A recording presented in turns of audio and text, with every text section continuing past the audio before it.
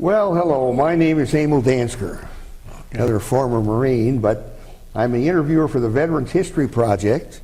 And we're down at the main library in Cincinnati. Mm-hmm. We're here on February the 19th, 2014. That's and right. we are talking with Edward F. Glavan. Who came out of World War II as a sergeant, Mm-hmm. and a whole passel full of medals, Mm-hmm. and a tremendous amount of experience in the 80th Division, 318th Infantry. the 318th Infantry Regiment, Mm-hmm. right? Well, so where were you born? Hmm? Let's start off with where you were born. I was born in Bessemer, Pennsylvania. Mm-hmm. And that's where I worked. My first job was in a cement plant there. Uh-huh. You didn't work in the steel industry then? In the steel industry, I went to Struthers, Ohio for Youngstown Sheet and Tube. Uh-huh. I worked there. Across the river. Yeah, that's right. Uh-huh. And then I got drafted. Mm-hmm. I was about 20 years old when I went in. Goodness. And I spent my 21st birthday down in Tennessee, at Camp Forest, Tennessee. In basic training. Basic training. Yeah. So what did your parents do? My dad worked for the Bessemer cement plant. Uh-huh. Same place where you worked? That's where I got my job. Yeah. And what school did you go to? Bessemer High School. Mm-hmm. And I graduated there in 1939. You have any college later on? No, but when I got out of service, I went on a GI Bill to a trade school, and I became a carpenter and a house builder. Mm-hmm. Then I ended up building houses for a living. You were able to do that after you got out? That's right. Uh-huh. I knew I got all the experience that I needed there. Yeah. And then I got into business for myself, and I started building houses. So I was Yeah. building houses for the GIs coming back. Oh yeah. Yeah, Those were the days when you had a hammer and nails. You didn't have nail guns in those days, huh? It was really all hard work. Uh-huh. And then I started building houses for handicapped. Mm-hmm. And those houses had to be special. They had to have wide openings. The door opening had to be wide enough for a wheelchair. Had to build ramps, in the houses and everything. And I built a couple of them. And then whatever it is, that fellow from the government come over to see me, wanted me to build more. Uh-huh. But the trouble is, they were all too far away. Most of them were in Erie, Pennsylvania. Mm-hmm. So I just had a few left over here, and I built them around Youngstown, Mm-hmm. and I even built one in Bessemer, Pennsylvania, and one in near what the heck? It's on the north side. You wonder about that sometimes. Yeah, I forget the name. Where else? What did you? That's what you did after the war, then. Right after the war, I did all that after the war, and I was very successful, and I retired when I was 85. Have your own business? It was my own business. Yeah, I was my own. You retired, you just said. Yeah, I retired At 85 when I was at 85. Uh-huh. And I'm just about that now myself. And I'm 92. Uh-huh. 92. Wouldn't believe it. Now, where were you when you heard about Pearl Harbor? Oh, you know what? I was in Bessemer, just a kid about I don't know how old I was, but we were playing handball against a building, and they come running out of the building. Oh, we're attacked by the Japanese. They hit Pearl Harbor. Mm-hmm. And that's when I first heard it. Mm-hmm. And you were I how was old working in then? a cement plant at that time. Mm-hmm. I was out of high school working in a cement plant at that time. At that time. But then you didn't enlist, you just... Oh, they drafted me were because... drafted, yeah. Yeah, I wanted to stay out of the Army as long as I could. Mm-hmm. Yeah, I didn't enlist. Did you think about picking anything else, like the Marines or the Navy or the Air Corps? I wanted to be a paratrooper, Mm-hmm. but they wouldn't take me because I was too tall. Too tall. Yeah, I was 6'3". Uh-huh. And I think anything over 6 foot, you couldn't get into paratroopers. And Yeah. then I had some ranger training down there. Uh-huh. And then I didn't enjoy ranger training too much, but it was a little bit hard. It was kind of hard, so I went back into the infantry. So you... There was no problems getting into the infantry. Yeah. All I had to do was say I want to be in the infantry, and they put me right in there. And when actually was that you went? Tullahoma, Tennessee. Uh-huh. Camp Forest. Let's see. We've got all this. We've got so much information here. We almost don't know what to do. So you didn't enlist because you heard of Pearl Harbor.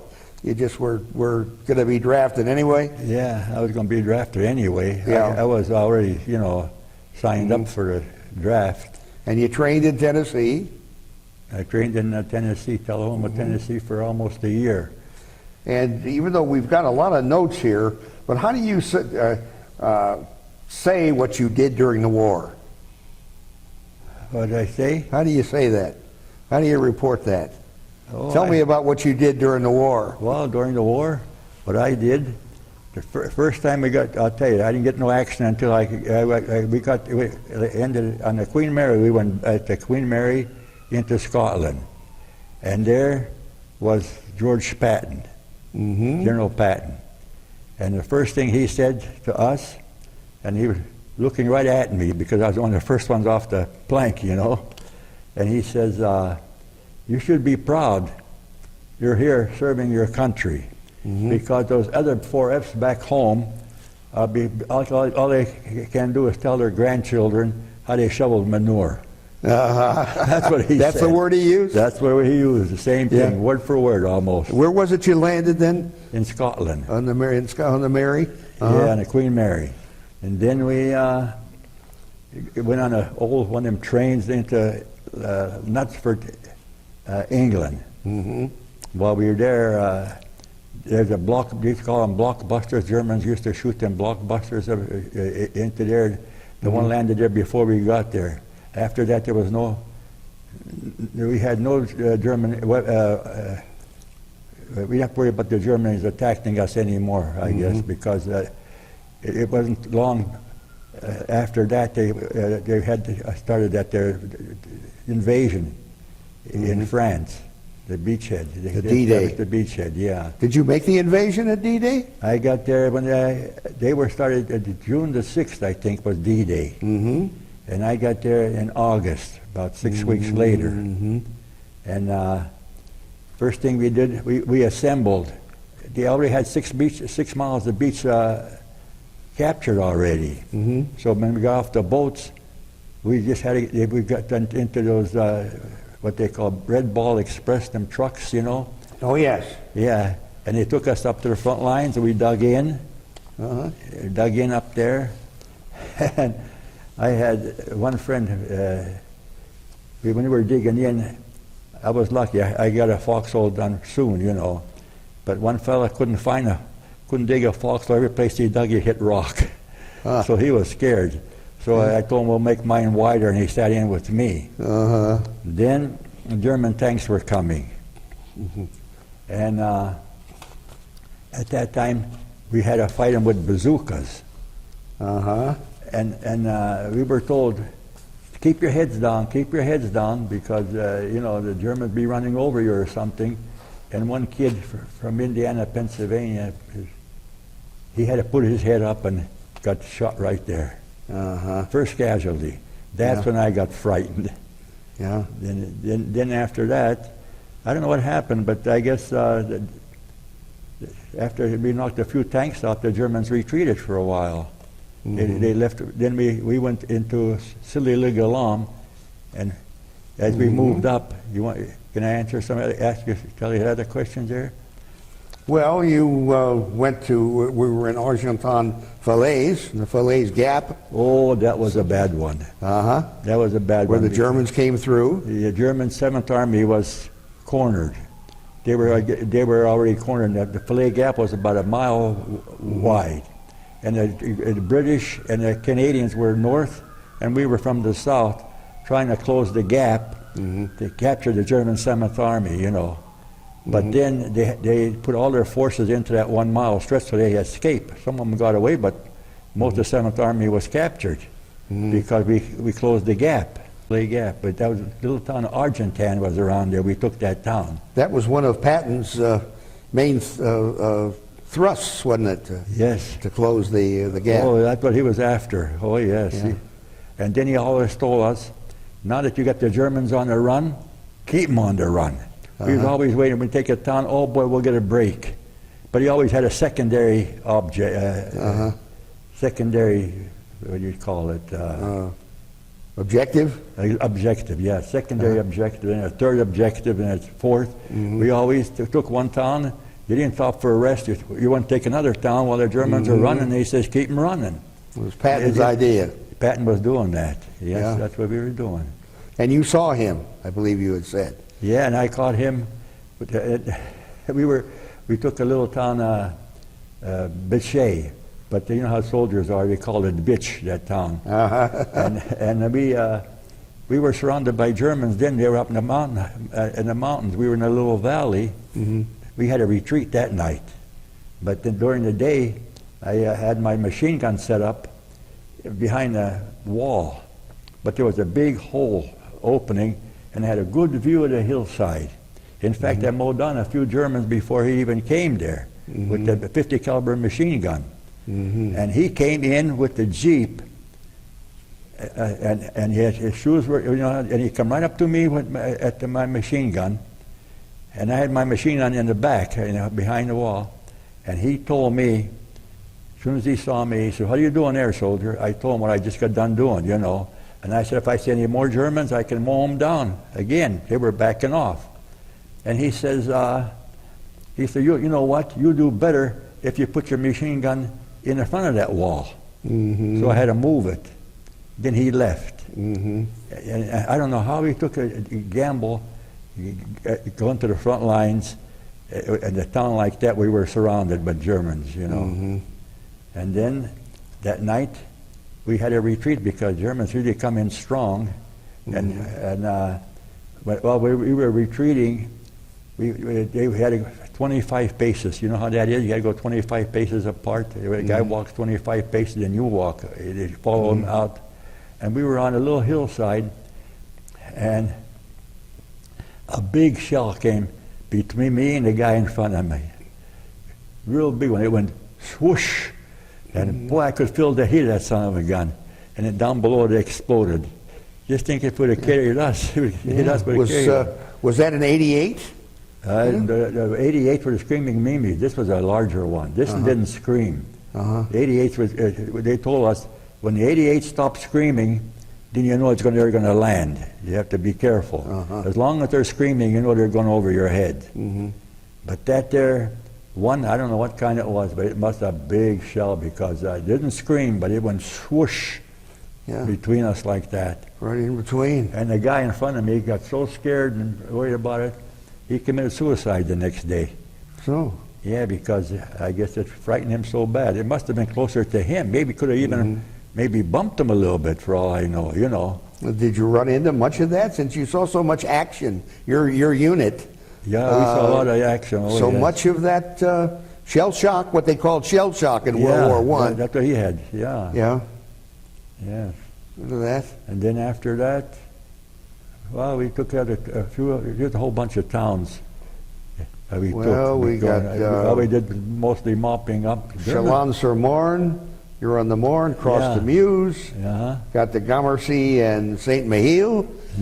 That was your story, is the story of the war. Yeah. Bridgehead across the Moselle at Toul. What happened there? Did you see that on the bottom? That's where our company was. Was that in September? Yes. That's where we were captured. That's where the pontoon bridges were knocked out, 1 and 2, and the Germans were so smart they retreated pretty far away until we moved in, you know, close enough. Then they counterattacked it. Well, how'd you come out again? I got out of it okay, but the company got captured. We had no company left. Oh, except you? Me and my squad. About 10 of us. That you were able to get away. And did we run? I'm telling you, we run. So then you were able to storm Mount Toulon and Mount Saint-Jean and captured Aubecourt and Letrecourt. Yes. It's quite something, clearing the enemy, the west bank of the Saale River, which I hadn't heard of. Yeah. But did you? Well, we waded quite a few rivers. See, some rivers that were too swift, the engineers would put a rope across. You know, from the other end to then we hang on to the rope and cross the rivers. That way, not Yeah. too deep. Yeah, but they were only up to waist high, but the current was so strong. In fact, if you left loose of the rope, the current would take you away. We Well, had to this hang was on to like the rope. the forced crossing of the Weed Francais. Yeah, It's book here. You've got all this memorized too. Bridgehead and Nied Allemand. Yeah. Allemand, German. yeah. Mm-hmm. And then- Breached them. Oh, what was the experience? What was it? Kind of an experience was it to breach the Maginot Line? Oh yeah, that's where the Maginot Line was facing Germany. That was the French fortifications, they had there. And the German did use those pillboxes. In fact, I went up to one pillbox. I wasn't even prepared to see any Germans. They could have shot me. But you know what? I think they were prepared to give up, because as soon as I got there, they came out smiling with their hands up in the air. Then I took them to the PW camp. Must have been about 8 of them. Yeah. When was? Let's see. That was in November of '44. Yeah, just before Christmas. Yeah. And then what happened to the Maginot Line after that? That was supposed to. Well, we knocked it out. We got we had some tanks coming. We went with the 4th Armored Division. Usually we had to go in front of the 4th Armored Division to clear some areas, because they didn't want to lose the tanks either, And then after everything was a little bit cleared up, the tanks would come in and they would destroy the pillboxes and stuff. I tell you, once we got there, the Germans, the war was almost not as furious as it was in France. The Germans usually gave up easier. You didn't have to fight them too hard. But in France, they fought hard. But when they got into the Maginot Line, we was coming into Nancy, France, I think you'll see. November of '44 mentioned your rest period at Nancy was in December. That's right. We were there. This was after you liberated Farbersvilliers. Yeah. And fired the first rounds of artillery into Germany. Yeah, right. You were the first. We were the first ones there. Yes, my cousin didn't do that. Yeah, I'll tell you. And then they said we were fought on the front lines for about 102 days. That's what I did anyway.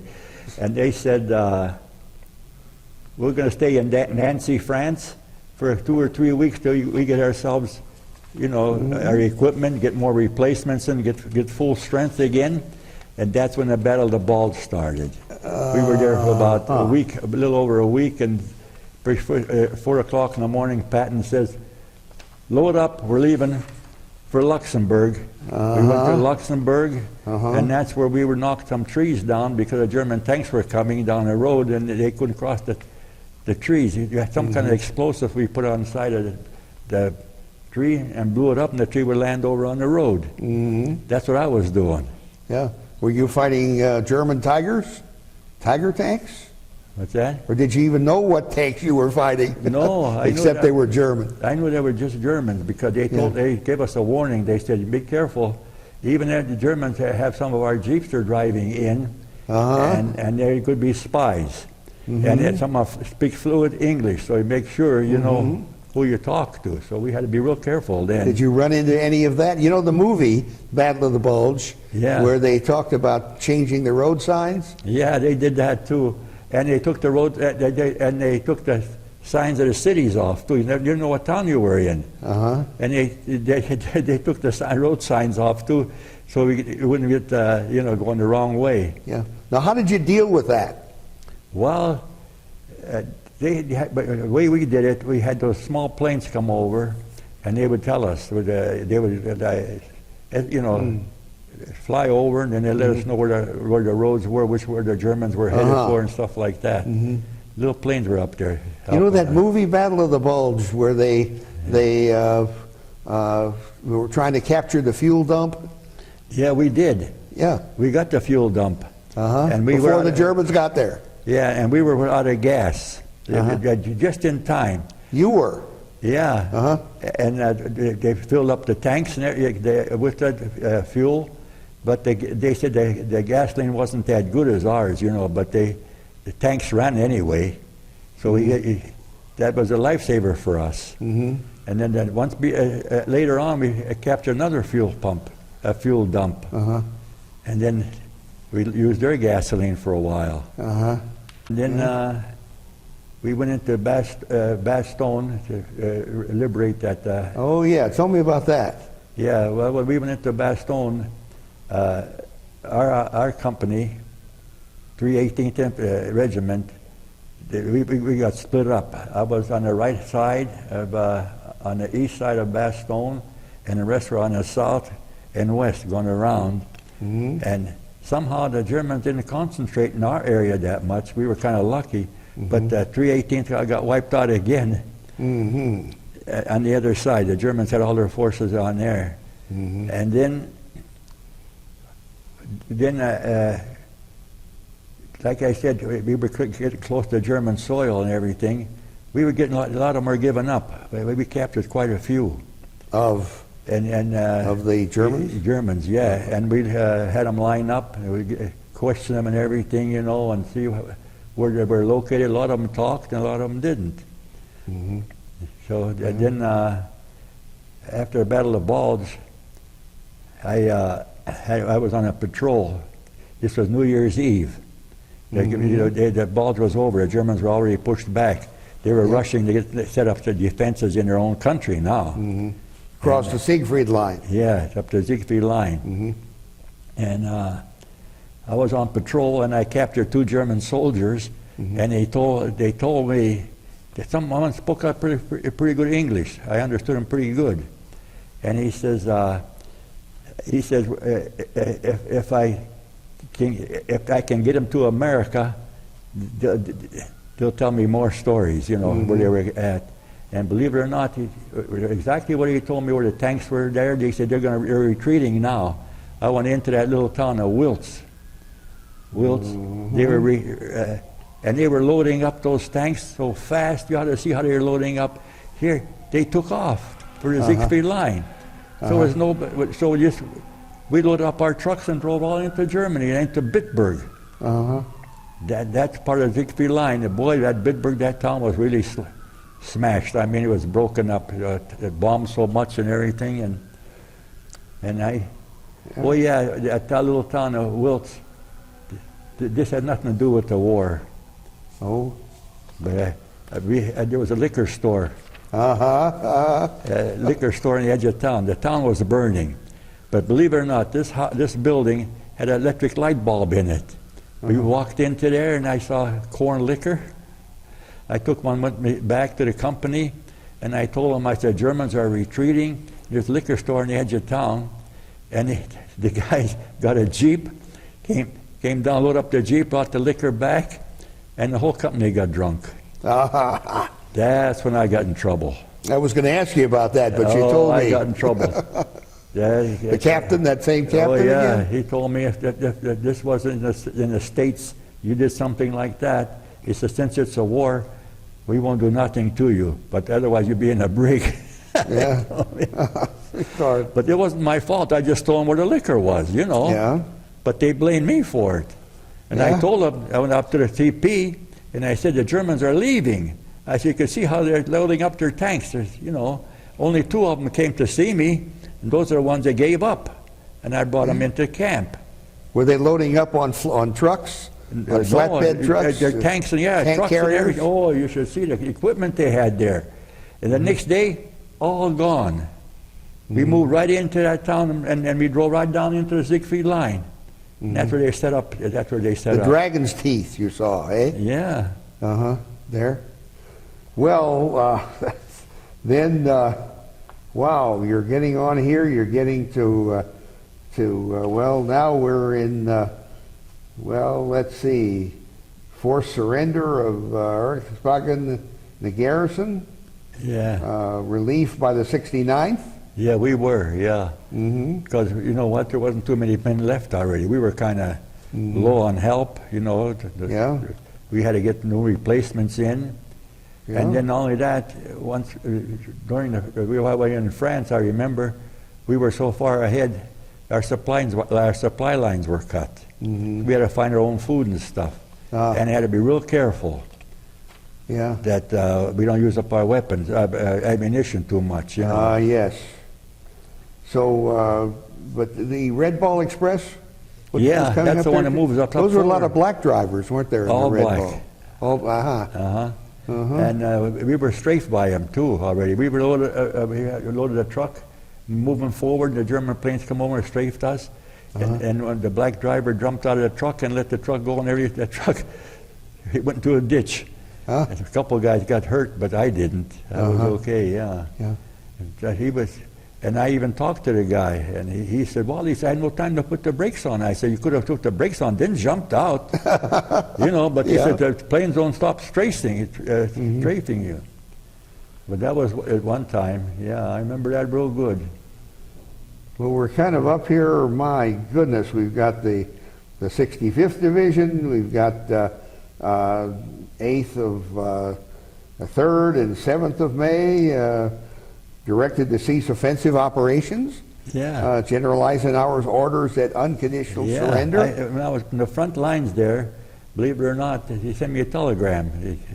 Hold your fire. And Ike sent to our company. To your the company, which was and I was the squad leader. I got the telegram to hold the fire, and everybody else, you know, other one got.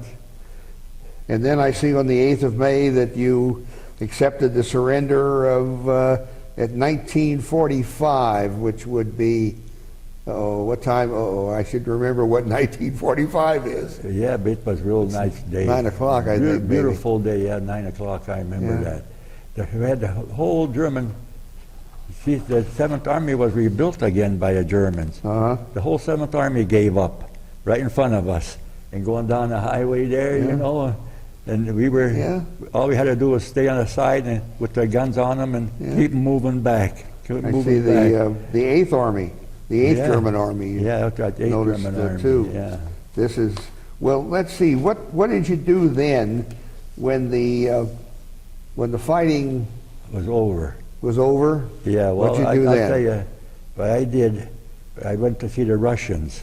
I went over to the Russians there when the war was over. I was glad to see them. They were glad to see me. And they set up a tent real fast. And believe it or not, they put they had some kind of portable table. They put the tables up, and they had a big bowl of salad. And they gave me a fork, and I sat with them, and we ate salad. And they said, "Здравствуйте." Yeah. They come over. Oh, yeah. And they, you know, they had the women fighting alongside of them. Some real nice-looking women were there at the table. Let's see, where was... And they had vodka there, too. They had vodka there. Vodka. And I had some of that, too, vodka. I put it, and they wouldn't let me take a sip. They put their hand behind me and make sure I emptied the glass. Placebo. Yeah, real happy, you know. Then that was where, then, actually? Yeah, that was, yeah. Was that on the... this doesn't say specifically where you met the Germans. You crossed the Inn River at Braunau, the Inner Austria. That's Hitler's hometown. Braunau. That's where we were, right there in Braunau there. And that's when the Germans gave up. I still remember, it was on a little hillside. We were all dug in and ready to, you know, to hold the positions and everything. But we were already in Austria. There wasn't much fighting there anymore. Is that when you saw the Russians then? In Austria? Right in Austria, yeah. Did you remember that in the movie about Patton, where they have the scene in the end where they do the drinking and the dancing? Did the Russians do some of that for you? Some of the Russian dancing? Yeah. My family came from Ukraine. Yeah, I know. Oh, the other ones had a ball, but I was on the edge. I just saw that one company of, you know, Russians there. I didn't see the regular soldiers there. Just a few at that time, that's all. And when did you actually get back to this country then? You know what? I stayed there for a while because we had to build roadblocks to keep the country, people in their own country, you know, so they don't mingle because they were still fighting, I guess. And we had Red Russians and the White Russians. We had to keep them separated because they were fighting each other. They were mad. Even then? Yeah. And we had them in a camp there But we used their camp. We used their, prisons. Put them in their own prisons then. Mm-hmm. And then we guarded that. Then we were occupation. Then I guess that it wasn't too friendly with the Russians anymore. You had to be careful because the Russians were trying to cut our supply lines off. So I stayed there till about September. Occupational army. I was occupying everything. But I'll tell you what, I was the first guy in this one town. You still taking pictures, huh? Can I tell you about when I was I was the first one in town, and I went into a bank, and there was 2 suitcases full of money. And I gave it a big kick, and all that money came out, and I loaded my pack up with money and everything. And then we moved out, and the company commander said, "I hear some of you people have German money." He says that that money's no good anymore. So we start moving out in trucks with the Red Ball Express again, and I was throwing the money out, and the Germans were running for it, I said, "Heck, that money is good." So I kept that money while I was in occupation. I buying a company beer all the time. And we went to the beer, where they make beer, whatever it is. We went with the 6x6 truck, about barrels back, and had beer and everything. And that was it. When did you actually get back to this country then? In September. We went back on the Swedish liner, SS Ericsson. And when we were halfway in home on the ocean, we run into a hurricane. And that's when the captain said, "Everybody go port side because the ship's tipping." We all went to port side to see if it could straighten up. Did it work? No, it didn't work. Oh. So he said, "We're going to have to do one thing." He said, "We have to go right into the storm." He went right in, and he had a big tarp. They covered us up with the tarp, and they went right into that storm. We must be stuck there for about 2 days. And then we ended up in September. It was about the first part of October already. Yeah. It landed in New York, and the people heard about that SOS. We couldn't get no help. And boy, were they cheering us up. You ought to see the people out there dancing with their arms up and everything as we came off the boat. This was in New York City. In when? The war was over. September? It was around the September, part of September. Yeah. I remember that. And then I went to Camp Indian Town Gap in Pennsylvania. Know where that is. And then I got discharged there. I stayed there for a week or so. I got discharged, and believe it or not, I saw my dad on my birthday. Oh gosh. That's when I just come home to the country, and I saw him on my birthday. I was home on my birthday. Yeah. And how old were you by that time? 23 then? No, I was 25, I think.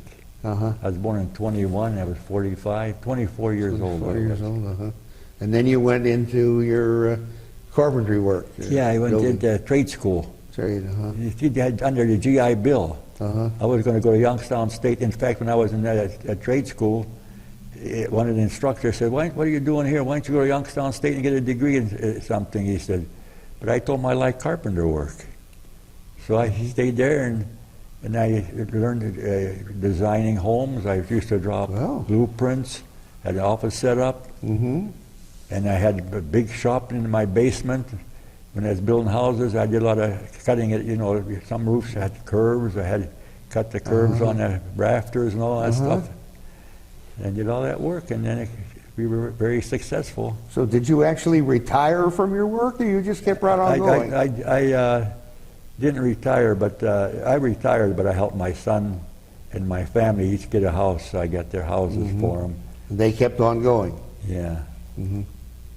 Well, I notice we've got a few ribbons here. Bronze Star, you got that for something. Yeah, that's where I saved them 2 people under fire. Yeah. The one was deaf and one was blind.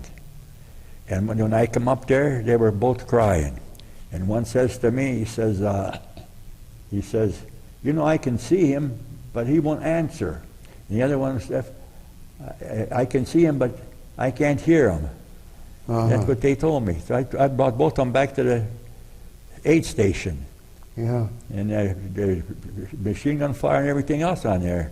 But I felt so sorry for those guys, you know. Yeah. Man, I dragged them, I bet you I must have dragged them about a football field long or something like that to the aid station. Mm-hmm. And then notice you Purple Heart, of course. Oh yeah, I got. You did? I was dumb. We were we were mopping up this one town, and usually when you mop up, there's no Germans in there. Mm-hmm. But this time I opened the door, there was two of them in there, and one of them shot me in the leg right here, Mm-hmm. and I shot both of them. Mm-hmm. I loaded my rifle on both of them. Able to recover then? Yeah, I was in the hospital for 3 days. That's all. It was just Yeah. but I bled so bad, you know. It really Mhm. bled bad. Yeah. So. And combat infantryman, I see. You don't get that just by You have to be on yeah. you have to be on the front lines for 30 days for that. Yeah. to earn one. Uh-huh. And I was so glad to earn one because I got a $10 raise. Mm-hmm. That earned me $10 a month pay. Yeah. Mm-hmm. And then, of course, good conduct, we've talked about, campaign medals. How did you get the I see, the European, African, Middle East, so it covered that whole, covered that the whole whole area thing. then. Well, I have there's another ribbon I have with 4 bronze stars. 4 Bronze Stars. Yeah, uh-huh. on my ribbon. I have the 4 main battles we had Mhm. in Germany. Yeah. I have that ribbon. That wasn't put in there. I must have forgot to put that So, in there. do you do anything with your military now? Yeah, I have a whole bunch of. Well, I'll tell you what. I captured quite a few German officers. What the heck they call them? SS troopers. Uh-huh, And SS. and they always had nice sabers, you know. I got them sabers. I got take through nice caps. I brought that all home, and I gave it to my kids. And they put one's in Arizona. And it's in a museum now. Her collection I gave her. Mhm. It's in. Yeah. And I got one over here in Billy Hills. My son lives here now, and he's going to take the rest of the stuff down to Fort Knox and put it. No, there's a. Your son is going to do that now. There's Patton's Oh, yes. museum there. Yeah. He's going to take it down there and give it to Yeah. them there. Where were you when Patton was killed? When Patton was hurt? I was in this country already, I think. He got Oh, killed yeah. in Heidelberg. Later, yeah. Yeah. Yeah. Heidelberg was a town that we took real easy. It was no problem because that town was in perfect condition. Just like there's no war around it, but the German soldiers were there. The civilians chased them out. Yeah. They didn't want anybody fighting in that town. Uh-huh. So when they got in, we moved in. Yeah. Yeah, they had a big castle there and everything. Like I said, when we were in Germany, another thing happened. Mhm. One German soldier came up. He had a white flag on his whatever it was, garment on his rifle coming in, and he surrendered. And he said, "You know what?" He said, "My mother lives in the house in that town, and I'm not allowed to see her." So he said, "But I'll tell you what I'll do." He says, I'll go back to my company and bring them all in." He went there, and the whole company surrendered. He brought them all back to us. Yes, like that. He Yeah. talked them into coming to us there. Then he Yeah. went to see his mother. Were they German veterans, or were they? Remember the Volkssturm that the Germans had, where they brought in a lot of old men and young boys? Oh yeah, there were some old ones there. Oh yeah, I captured one 65 years old. Is that so? And when I took him to the PW camp, I was talking to him. He was in this country during the Depression. He worked in Detroit. And he went back to Germany because Germany was building up for that war. You know, he had a lot of work there, so he went there. Mm-hmm. And then he told me that he got drafted. Yeah. Everybody had a fight then, everybody. Then, yeah. And the youngsters, Youngsters the too. young kids. Oh yeah, young kids too, yeah. Too. But they were no fighters. They just give up right away. There was no trouble with them. Yeah. That's did your military training help you in Yes. life? Yes, it helped me quite a bit, especially that in Camp Forest. We were trading with machine gun fire over our heads. You crawl, make sure you crawl, keep learn to hug the ground. Yeah. And we had maneuvers, we dug foxholes and everything, and we had a lot of rifle range, and we always practiced shooting and all that stuff. That helped. Yeah. And I'll tell you what helped, maneuvers helped me quite a bit because I used to living outdoors. See, before you lived in barracks. Oh, yeah. And then when you're on maneuvers, you're doing the same thing you're doing when in combat. You're living outdoors all the time. You're always out in the field. Yeah. Well, we've talked some about your family. Seems to come in and out. But what do you have to say about your family? How do they feel about your service? Well, I didn't have anybody left, just my dad, that's all. Yeah, and he was a World War I veteran. And he gave me his shaving kit. Oh. I used that one during the war. Yeah. He gave me his shaving kit from World War I. Yeah. Because he got back okay and I got back. And you had some other family, like your grandchildren? Now I have 2 grandchildren now. That's all. Did the family, your son, I believe, did you mention that he kept up the business? The carpentry, the building business that you had? I sold it to one of my foremen. Foreman took over. He got the business. My son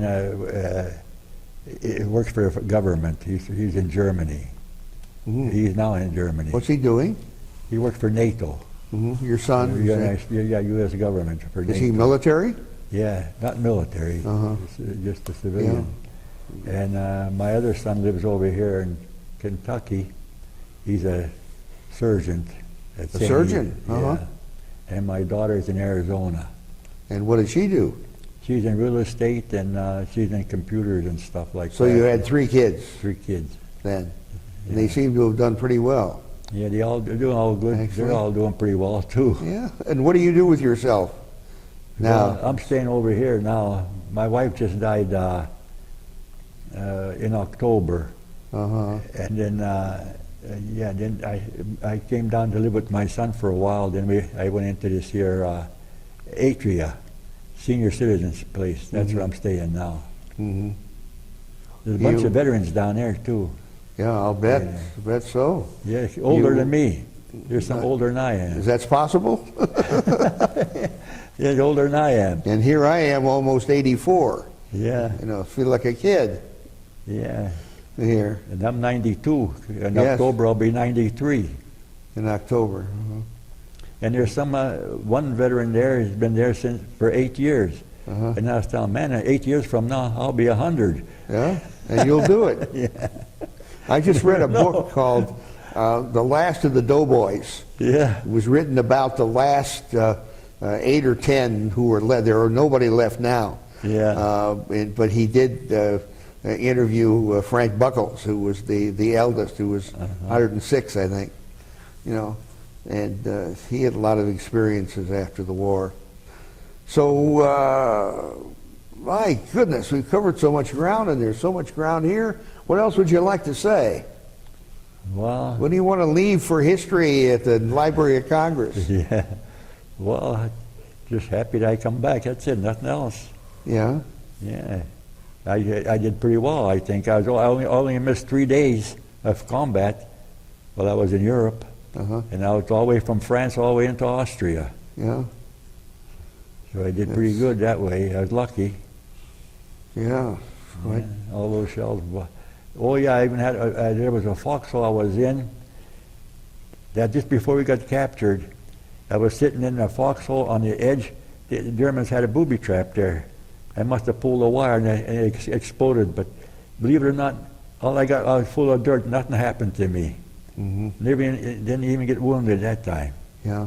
You keep in touch with any of those guys from the old days? I come back from in the States, and I knew a couple of them were prisoners of war. They were captured that time. I went and visit them. And there's one from Kentucky, Talkington, and one from, his name was Billy Parker in Bedford, Virginia. Yeah, and then a couple, one in Texas. Bedford, there's a piece of history. Yeah, and then when I left the Army, left the company, they all come up to see me, everything, you know, and the new company commander came in. You know how you get replaced from the States, and he asked me, who will take charge now that you're gone? See, I could have had to stay there for a while. I could have had been the first sergeant, because I was the only one really left there. And I gave him that guy from Texas. I made him a first sergeant. He took over the company. Whatever happened to Captain Jerry? Well, he lost a leg, and he went back, I guess, back to the States after that. I like this. I wish I could have saw him after the war. I could give him an earful before I couldn't talk to him. Yeah. Before I couldn't say anything. Something like that, yeah. Oh, one time we were moving up in France. We went into a wooded area. The Germans were shelling us with 22 millimeter gun bullets, what they were. And we all had foxholes, but Captain Trey didn't have one.